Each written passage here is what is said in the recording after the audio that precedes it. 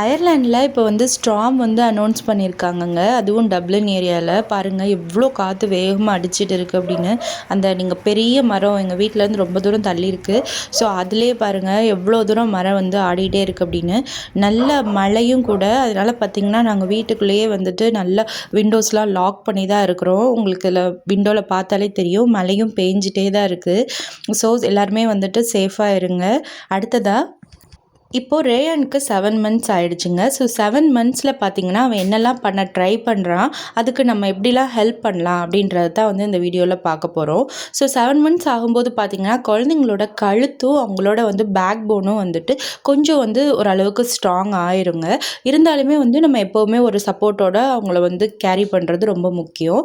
So அவங்கள வந்து உட்கார வைக்க ப்ராக்டிஸ் பண்ணுறதுக்கு நம்ம என்ன பண்ணலான்னு பார்த்திங்கன்னா, யூஸ்வலாக நம்ம மடியில் வந்து அவங்க உட்காருவாங்க. ஆனால் 7 மந்த்ஸ்க்கு அப்புறம் பார்த்திங்கன்னா அவங்கள வந்து நம்ம மடியில் உட்கார வைக்காமல் கொஞ்சம் இந்த மாதிரி ஃப்ளோர் அப்புறம் வந்துட்டு பெட் இதிலலாம் உட்கார வைக்கும்போது சுற்றி வந்து நல்ல ஒரு சப்போர்ட்டை வச்சு நம்ம வந்து உட்கார வைக்கணும். அவங்க வந்து இன்கேஸ் சாஞ்சாலுமே வந்துட்டு அவங்களுக்கு வந்து அடிப்படாமல் இருக்கிறதுக்கு சேஃபாக வந்து நம்ம உட்கார வைக்கணும். ஸோ சுற்றி வந்துட்டு இந்த மாதிரி பில்லோ அல்லது குஷன் அல்லது சூஷி டாய்ஸ் ஏதாச்சும் இருந்துச்சுன்னா அதை வந்து நல்லா சுற்றி வந்து உட்கார வச்சுக்கோங்க. அதுக்கப்புறமா பார்த்திங்கன்னா செவத்துலேயும் சாயறதுக்கு ஒரு பில்லோ மாதிரி வந்து நான் சப்போர்ட் சிஸ்டம் வந்து கொடுத்துருக்கேன். ஸோ இப்படி கொடுக்கும்போது பார்த்திங்கன்னா குழந்தைங்க வந்து கொஞ்சம் கம்ஃபர்டபுளாக உட்காருவாங்க. அதே போல் அவங்க இன்கேஸ் கீழே சாஞ்சாங்க அப்படின்னாலுமே வந்துட்டு அவங்களுக்கு வந்து அடிப்படாமல் கொஞ்சம் சேஃபாக இருக்கும். அப்புறம் அவங்கள வந்து உட்கார வைக்கும்போது நம்ம சும்மா உட்கார வைக்க முடியாது.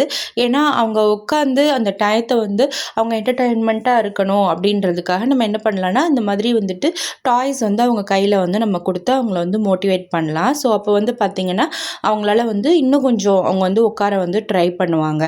ஸோ இந்த டாய்ஸ் எல்லாம் வந்து கொடுக்குறது பார்த்திங்கன்னா எதுக்காகனா அவங்க வந்து அந்த நம்ம உட்காந்துருக்கோம் அப்படின்றத மறந்துட்டு அவங்க வந்து அந்த டாய்ஸ் மேலே அவங்க வந்து ஃபோக்கஸ் பண்ணும்போது அவங்க வந்து கொஞ்சம் உட்கார வந்து ப்ராக்டிஸ் ஆகிப்பாங்க.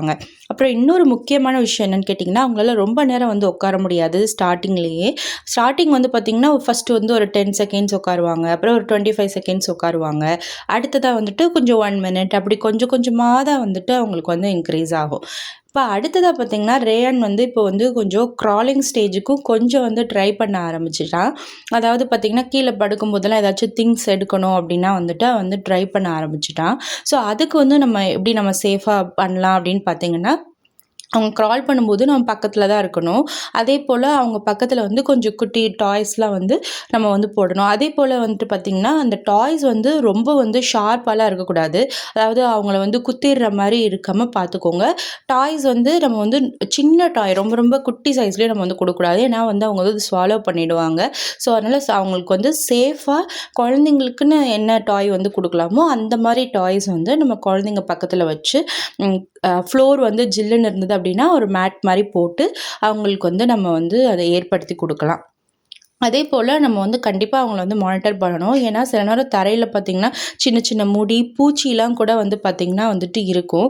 ஸோ அதெல்லாம் வந்து அவங்க வந்து எடுத்து வாயில் போடுறதுக்கான வாய்ப்பு இருக்குது. ஸோ அதனால் வந்துட்டு ஃப்ளோரை வந்து நல்லா க்ளீன் பண்ணிவிட்டு அப்புறமா வந்துட்டு ஒரு மேட் மாதிரி போட்டு அந்த மேட்டில் வந்து நம்ம அந்த மாதிரி டாய்ஸ் மாதிரி கொடுக்கும்போது அவங்க வந்து அதில் வந்து சேஃபாக வந்து விளையாடுவாங்க. ஸோ இப்போ ரேயான் குட்டி வந்து கொஞ்சம் கொஞ்சமாக ஒவ்வொரு ஸ்டேஜுக்காக வந்து போக ஆரம்பிச்சிருக்கான். அதுக்கு நம்ம பேரண்ட்ஸும் வந்து ஹெல்ப் பண்ணும்போது அவங்கள மானிட்டர் பண்ணிக்கும்போது அதை வந்து அவங்களால வந்துட்டு சேஃபாக வந்து அந்த ஸ்டேஜை பாஸ் பண்ண முடியும்.